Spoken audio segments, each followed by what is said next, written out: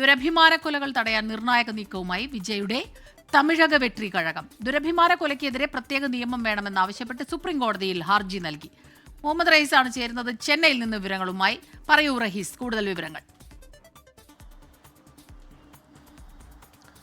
സ്മിത, നിർണായകമായിട്ടുള്ള ഒരു നീക്കമാണ് ഇപ്പോൾ ടി വി കെയുടെ ഭാഗത്തു നിന്നുണ്ടായിരിക്കുന്നത്. ടി വി കെ രൂപീകരണത്തിന്റെ ആ ഒരു സമയം മുതൽ തന്നെ വിജയ് ഓരോ ഘട്ടത്തിലും ആവശ്യപ്പെടുന്നതാണ്. തമിഴ്നാട്ടിൽ ദുരഭിമാന കൊലകൾ വർദ്ധിച്ചു വരുന്നുണ്ട്. അപ്പോൾ ഈ ദുരഭിമാന കൊലകളൊക്കെ തടയാൻ വേണ്ടി സംസ്ഥാന സർക്കാർ പ്രത്യേക നിയമനിർമ്മാണം നടത്തണം എന്നുള്ളൊരു ആവശ്യം വിജയുടെ ഭാഗത്തു നിന്നുണ്ടായിരുന്നു.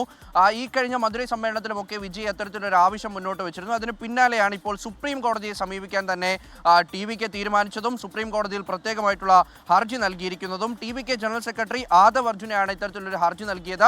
ദുരഭിമാന കൊലകൾ തടയാൻ നിലവിലുള്ള നിയമങ്ങളൊക്കെ അപര്യാപ്തമാണ്. അപ്പോൾ അത്തരത്തിൽ ഒരു നിയമം കൊണ്ടുവരണം എന്നുള്ളൊരു ആവശ്യമാണ് ടി വി കെ ഇപ്പോൾ ഉന്നയിച്ചിരിക്കുന്നത്. അതിൽ ഏറ്റവും ശ്രദ്ധേയം, ഇക്കഴിഞ്ഞ ആഴ്ചയാണ് ഇടതു പാർട്ടികളൊക്കെ ചേർന്ന് എം കെ സ്റ്റാലിനെ കണ്ട്, തമിഴ്നാട് മുഖ്യമന്ത്രി എം കെ സ്റ്റാലിനെ കണ്ട് ഇത്തരത്തിലൊരു നിയമം സംസ്ഥാനത്ത് കൊണ്ടുവരണം എന്നാവശ്യപ്പെട്ടത്.